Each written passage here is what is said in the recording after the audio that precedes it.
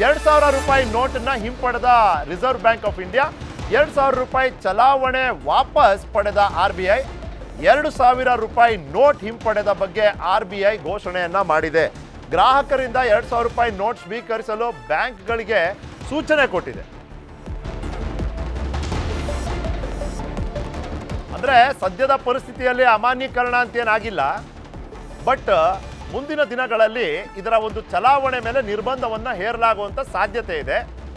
ಆ ನಿರ್ಬಂಧವನ್ನು ಹೇರೋದಕ್ಕೆ ಕಾರಣಗಳು ಕೂಡ ನನ್ನ ಜೊತೆಯಲ್ಲಿ BJPಯ ವಕ್ತಾರರು ಖುದ್ದು ವೃತ್ತಿಪರ ಚಾರ್ಟರ್ಡ್ ಅಕೌಂಟೆಂಟೇ ಇದ್ದಾರೆ. ಹಾಗಾಗಿ ಅವ್ರಿಗೆ ಈ ಹಣಕಾಸಿನ ವಿಷಯದ ಬಗ್ಗೆ ಕೇಳ್ಬೋದಾ ಅಂತ. ಮೋಹನ್ ವಿಶ್ವ ಅವರೇ, ₹2,000 ನೋಟು ಅಮಾನ್ಯೀಕರಣನ ಅಥವಾ ಇದನ್ನ ವಾಪಸ್ ಪಡೆಯುವಂಥದ್ದು, ಸರ್ಕ್ಯುಲೇಷನ್ ನಿಲ್ಲಿಸುವಂಥದ್ದು ಏನಿದು? ಅಲ್ಲಲ್ಲ, ಇದು ಅಮಾನ್ಯೀಕರಣ ಅಲ್ಲ, ಇದು ಸರ್ಕ್ಯುಲೇಷನ್ಗೆ ಕಡಿವಾಣ ಹಾಕೋದು. ನೀವು ₹2,000 ನೋಟು ತಂದಿದ್ರ ಹಿಂದಿನ ಉದ್ದೇಶ ತೆಗೆದು ನೋಡ್ರೆ, ನೀವು 2016ರಲ್ಲಿ ಬೇಸಿಕಲಿ ನೀವು ಹಳೆ ₹500, ₹1,000 ನೋಟ್ಗಳನ್ನ ನಿಷೇಧ ಮಾಡಿದಾಗ ಆ ಜನಗಳಿಗೆ ಒಂದು ಸೈಕಲಾಜಿಕಲ್ ಫೀಲಿಂಗ್ ಇರುತ್ತು. ಮನೆಯಲ್ಲಿ ಇವಾಗ ಒಂದು ₹400-500 ನೋಟ್ ಇಟ್ಕೊಂಡಿದ್ರೆ ₹500 ನೋಟ್ ಎಕ್ಸ್ಚೇಂಜ್ ಮಾಡಿದಾಗ ಹೊಸ ಒಂದು ₹2,000 ನೋಟ್ ಬಂದ್ಬಿಡೋದು. ಫಸ್ಟು ಇರೋ ದುಡ್ಡು ಸ್ವಲ್ಪ ಬೇಗ ಎಕ್ಸ್ಚೇಂಜ್ ಆದರೆ ಸಾಕಪ್ಪ, ಆಮೇಲೆ ಬಾಕಿ ನೋಡ್ಕೊಳ್ಳೋಣ ಅನ್ನೋ ರೀತಿಯಲ್ಲಿ. ಸೊ ಒಂದು ಆ ಸೈಕಲಾಜಿಕಲಿ ಅವ್ರಿಗೆ ಕುಗ್ಗಬಾರ್ದು ಅನ್ನೋ ಒಂದು ನಿಟ್ಟಿನಲ್ಲೇ ₹2,000 ನೋಟು ಆ ಕ್ಷಣಕ್ಕೆ ತಂದಿದ್ದು. ಮತ್ತೆ ಗೊತ್ತಿತ್ತು ಆ ₹2,000 ನೋಟ್ ಇಟ್ಕೊಂಡು ಮತ್ತೆ ಬ್ಯಾಂಕಿಗೆ ಬರಲೇಬೇಕು ಚಿಲ್ಲರೆಗೆ ಅಂತ ಹೇಳಿ, ₹100, ₹500 ಹೊಸ ನೋಟ್ಗಳಿಗೆ. ಆಗ ಸ್ವಲ್ಪ ಸಮಯ ಸಿಗುತ್ತೆ, ಅಷ್ಟರಲ್ಲಿ ಹೊಸ ₹100, ₹500 ನೋಟ್ಗಳನ್ನ ಪ್ರಿಂಟ್ ಮಾಡ್ಬೋದು ಅನ್ನೋ ಒಂದು ಸಮಯದಕ್ಕೋಸ್ಕರ ತಗೊಂಡಿದ್ದಷ್ಟೇ ಅದು. ಅದಾದ ನಂತರ RBI ₹2,000 ನೋಟ್ಗಳ ಒಂದು ಆ ಪ್ರಿಂಟಿಂಗನ್ನು ಸ್ಥಗಿತಗೊಳಿಸಿತ್ತದು. ಯಾವಾಗೋ ತುಂಬ ವರ್ಷಗಳೇ ಆಗಿತ್ತು. ಬಟ್ ಚಲಾವಣೆಯಲ್ಲಿ ಇದ್ದಂಥ ನೋಟ್ಗಳು ಬ್ಯಾಂಕಿಗೆ ಹೋದ್ಮೇಲೆ ನಿಮಗೆ ವಾಪಸ್ ಅದು ಬರ್ತಾ ಇರಲಿಲ್ಲ.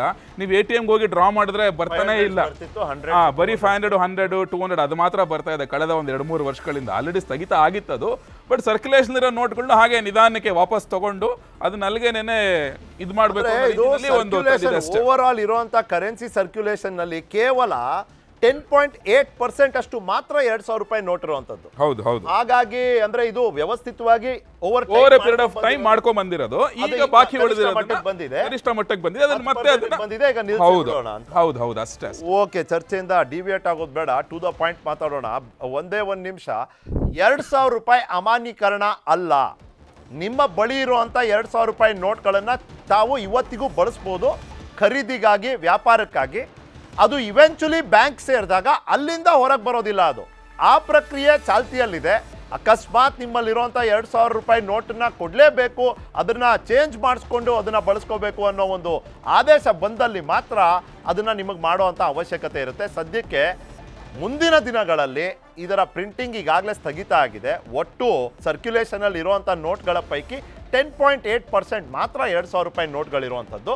ಅದು ಕೂಡ ಕಾಲಕ್ಕೆ ಗಣನೀಯವಾಗಿ ಕಡಿಮೆ ಮಾಡ್ತಾ ಬರ್ತಾರೆ.